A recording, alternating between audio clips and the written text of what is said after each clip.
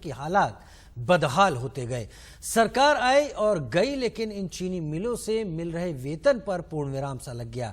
ऐसा क्यों हुआ, जानने की कोशिश की हमारी रिपोर्टर शुभ्रा सुमन ने। मिथिलांचल के प्रसिद्ध कवि विद्यापति की ये पंक्ति मुझे क्यों याद आ रही है जानते हैं? क्योंकि मैं मिथिलांचल की जमीन पर मौजूद हूँ, कवि विद्यापति की जन्मभूमि मधुबनी में मौजूद हूँ। इस पंक्ति का मतलब होता है तपती हुई रेत पर कुछ पानी की बूंदों के समान। अगर सरकारों के विकास के कामों की बात करें, बुनियादी सुविधाओं की बात करें, तो उसी तपती हुई रेत पर कुछ पानी की बूंदों के जैसी ये विकास के काम आपको दिखाई देंगे। और इसीलिए आज हम समझने का प्रयास कर रहे हैं कि आखिर मिथिलांचल के इलाके को क्या मिला है सरकारों से, क्या मिला है हुक्मरानों से। ये जगह जहां पर मैं खड़ी हूं, ये एक पुरानी चीनी मिल है। जानते हैं, इस तरह की 3 चीनी मिलें अंग्रेजों के जमाने में दरभंगा के महाराज ने शुरू की थी। लेकिन आज इसकी हालत अगर आप देख रहे हैं इंडिया न्यूज के कैमरे की नजर से, तो आप यही कहेंगे कि आखिर आजादी के इतने सालों के बाद हिंदुस्तान को मिला क्या। बुनियादी सुविधाओं पर अगर सरकारों का ध्यान होता तो इस चीनी मिल की ये हालत आप नहीं देख पाते इस तरह, क्योंकि 90 के दशक में ये चीनी मिल बंद हो गई थी। इसी तरह की 2 और चीनी मिलें हैं, उनकी भी ऐसी ही हालत है। और आसपास के इलाके के तमाम किसान जो गन्ना उपजाते हैं, बड़े पैमाने पे मिथिलांचल के इलाके में गन्ने की खेती होती है, वो किसान यहाँ पर पहुंचते थे, गन्ना इन मिलों में बेचते थे। वो तमाम किसान अब बेहाल हैं, सिर्फ उतना ही गन्ना उगाते हैं जितने से कहीं गुड़ बन जाए, कहीं उनका गन्ना बिक जाए। तो ये बदहाली जो है क्यों है, हम समझने की कोशिश मधुबनी के लोगों से करेंगे। इसके साथ ही आपको ये भी मालूम होना चाहिए कि सिर्फ इस गन्ना मिल में, इस शुगर मिल में हजारों की तादाद में मजदूर कामगार काम करते थे, लेकिन सब बेरोजगार हो गए। आखिर क्यों है ऐसा? कुछ लोग हमारे साथ हैं, बुजुर्ग लोग हैं, और उनसे हम समझने की कोशिश करेंगे। बाबा, आप तो इतने बुजुर्ग हैं, बचपन से देख रहे होंगे, कब इस मिल की शुरुआत हुई थी? और पहले आपने जो देखा, अपने पिताजी से जो सुना, पहले यहाँ पर खूब चहल पहल होती थी, काम चलता, चहल पहल खूब 1400 इसमें वर्कर काम कर रहा था। 1914 में ये मिल का चालू हुआ और उस दिन से अभी तक 1997 में मिल बंद हुआ है। उस दिन तक किसान, मजदूर, यहाँ का गरीब गुरबा सब खुशहाल अपना जीवन यापन चला रहे थे, खूब खुशहाल में। जिस दिन से ये मिल का बंद हो गया, उस दिन से सब रोड पर आ गए, भुखमरी का सवाल आ गया। मैं चाहती हूँ कि कैमरे की नजर से जब हम बात कर रहे हों, ये मिल की हालत दिखाई जाती रहे, क्योंकि ये बंद पड़ी मशीनें बंद पड़ी व्यवस्था को दर्शाती हैं, आपको याद दिलाती हैं कि सरकारों का काम कैसे बंद पड़ जाता है वोट लेने के बाद। चुनाव के दौरान नेता आते हैं, वोट मांगते हैं, लेकिन उसके बाद क्या हाल होता है आप देखिए। इस पूरे इलाके में लोगों का कहना है कि फैक्ट्रीज के नाम पर कुछ नहीं है, सरकारों ने कुछ नहीं किया, और जो पहले से अंग्रेजों के जमाने की फैक्ट्रियां थी उसका क्या हाल है वो आप देख रहे हैं। अच्छा बाबा, बताइए ना, कब ये बंद हो गया? और बंद जब हुआ तो यहाँ पर तो हाहाकार मच गया होगा। हाहाकार मच गया है। 1997 में बंद हुआ है। 1997 से बहुत बदतर हालत है इलाका का, यहाँ से जयनगर तक का। यहाँ से जयनगर का किसान मजदूर इससे लाभान्वित था। यहाँ का जयनगर से लेकर के लोहर तक सब दर दर का बोआ रहा है। तो आप वो याद करते हैं नजारा कि जब ये मशीनें चल रही होंगी, काम कर रहे होंगे? इसीलिए हम अभी आए हैं, तो ये देख करके याद पड़ा ना। 1997 में जो बंद हुआ, तो आज ही फैक्ट्री में इनकी है, आज ही। दुर्दशा देख करके तो क्षुब्ध है, मन नहीं करता है आने, मन नहीं कर रहा है आने का। अच्छा बाबा, आप भी देखे होंगे, आप बताइए कुछ। हम तो यहाँ के स्टाफ हैं। अच्छा, देख रेख करते हैं? अभी नहीं, हम 11 में रिटायर हो गए। आप स्टाफ रहे थे यहाँ पर जब ये मिल चलता था तब? हाँ हाँ। अच्छा। अपना परिवार का भरण पोषण इसी से हमको चलता था, हमको कुछ है नहीं, 200 लड़का है, यही से जीविकोपार्जन करके उन सबको जो है सो पढ़ाई लिखाई करवाए। 97 से सर हम लोगों का बदतर हालत है, एक भी पैसा हाथ नहीं है। श्राद्ध है, विवाह है, हेन तेन सब है, जमीन तो उतना है नहीं जो जमीन बेच के कुछ काम करेंगे। पेट में कुछ दाना नहीं है, हम लोग भूखे मर रहे हैं, कोई देखने वाला नहीं है। अब इलेक्शन का समय है तो हमको दीजिए, हम ये करेंगे वो करेंगे, कोई नहीं सुना है, आज तक कोई नहीं सुना है।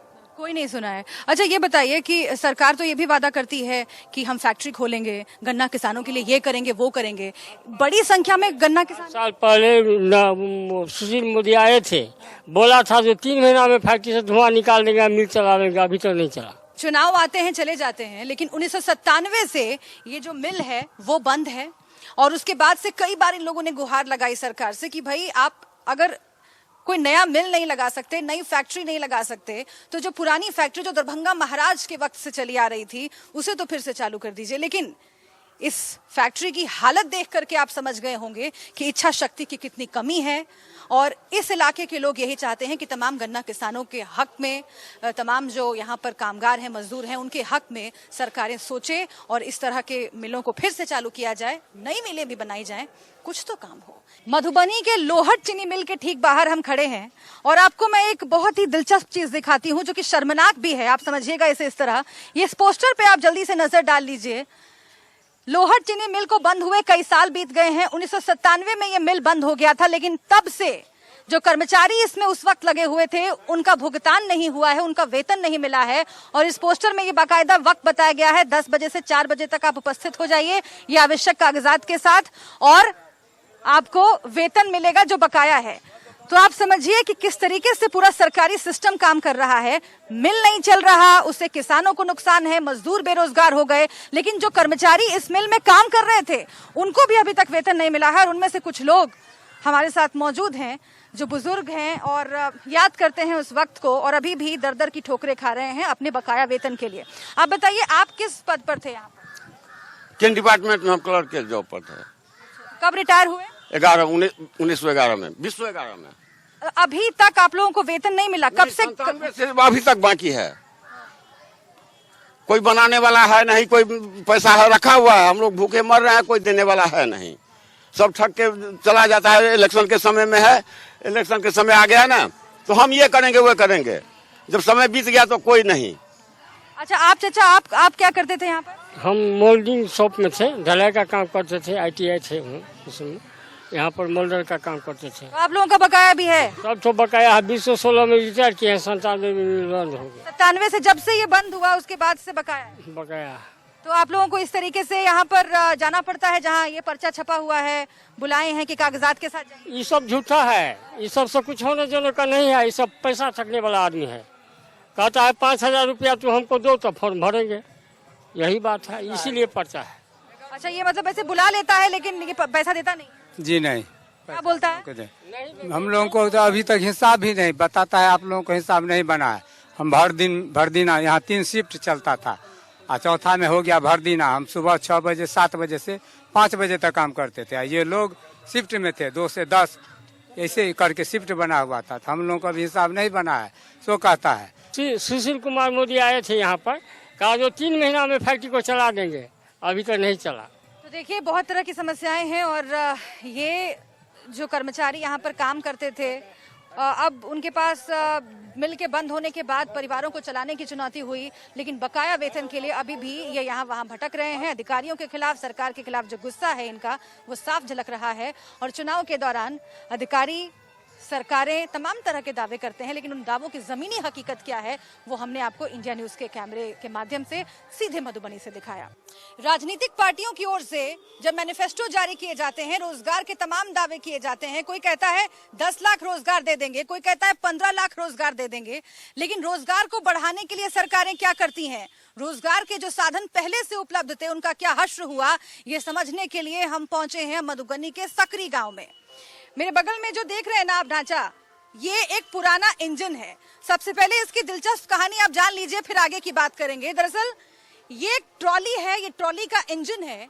अंग्रेजों के जमाने में दरभंगा के महाराजा ने यहाँ पर 3 चीनी मिलें लगाई, लेकिन बाद में जैसे जैसे वक्त बीतता गया, 90 के दशक में ये तमाम चीनी मिलें बंद हो गई। और उस वक्त कितनी सुविधा थी रोजगार की, जब दरभंगा के राजा ने इन चीनी मिलों को लगाया था, वो आप इन इंतजामों के जरिए देखिए। इस ट्रॉली के माध्यम से अलग अलग गांव देहात के इलाकों से जो गन्ने की खेती होती थी, गन्ना लाद करके फैक्ट्रीज तक पहुंचाया जाता था। बहुत महत्वपूर्ण है आपके लिए समझना कि आखिर सरकारों को करना क्या है और सरकारें कर क्या रही हैं। देखिए, जो ये आप ट्रॉली देख रहे हैं, इस तरह के इंतजाम आज होने चाहिए थे, सिर्फ वादे नहीं होने चाहिए थे।